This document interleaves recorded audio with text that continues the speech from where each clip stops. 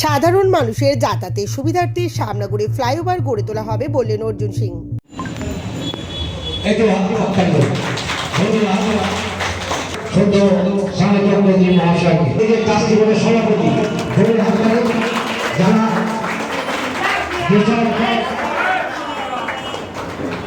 শ্যামামায়ের অন্যতম পীঠস্থান উত্তর শহরতলির এই শ্যামনগর।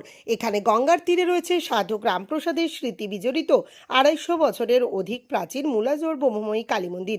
এছাড়া ঘোষপাড়া রোডের ওপর অবস্থিত শতাব্দী প্রাচীন সিদ্ধেশ্বরী কালী মন্দির। রাউতায় রয়েছে পোড়া কালী মন্দির। শ্যামনগর স্টেশন সংলগ্ন ঘোষপাড়া রোডের চৌরঙ্গি মোড়ে রয়েছে বহু প্রাচীন একটি কালী মন্দির। নোয়াপাড়া বিধানসভা কেন্দ্রের গারুলিয়া পুরসভার 4 নম্বর ওয়ার্ডের অন্তর্গত শক্তিমায়ের এই মন্দিরটি চৌরঙ্গি কালী মন্দির হিসাবেই পরিচিত। রবিবার সন্ধ্যায় উক্ত মন্দির কমিটির তরফে নোয়াপাড়ার বিধায়ক অর্জুন সিংকে সংবর্ধনা জ্ঞাপন করা হয়।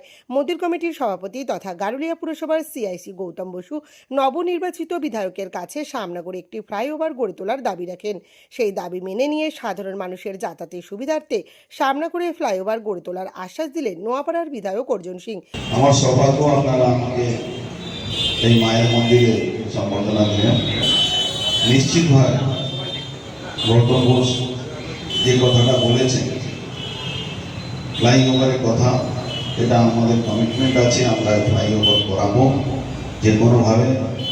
রেলমন্ত্রী আর গভর্নমেন্ট অফ ওয়েস্ট বেঙ্গলে যৌথভাবে এটা করতে হয়, কেন কিছু জায়গা স্টেট গভর্নমেন্টের মধ্যে পড়ে আবার কিছু জায়গা রেলমন্ত্রী মন্ত্রণালয়ের মধ্যে পড়ে। এটা হবে, এটা নিয়ে কোনো চিন্তা করবেন না। এটা খুব শীঘ্রই আমি এটা নিয়ে যাতে কাজটা তাড়াতাড়ি করতে। আমার বিধায়ক জানান, তার বিধানসভা কেন্দ্রের অন্তর্গত প্রতিটি মন্দিরকেই আগামী দিনে তিনি ঢেলে সাজাবেন। এই এলাকা আমার মনে হচ্ছে সব থেকে পুরনো মন্দির এটা। এখান থেকে নোয়াপাড়া শুরু হয়।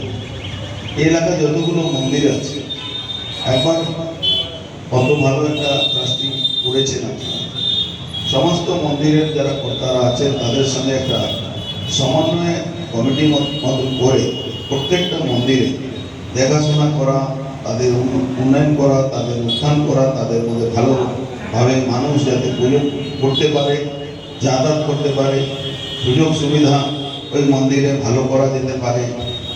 মানুষের আস্থা, মানুষ যখন বিপদে পড়ে ঘুরে ঘুরে ঠাকুরকেই প্রার্থনা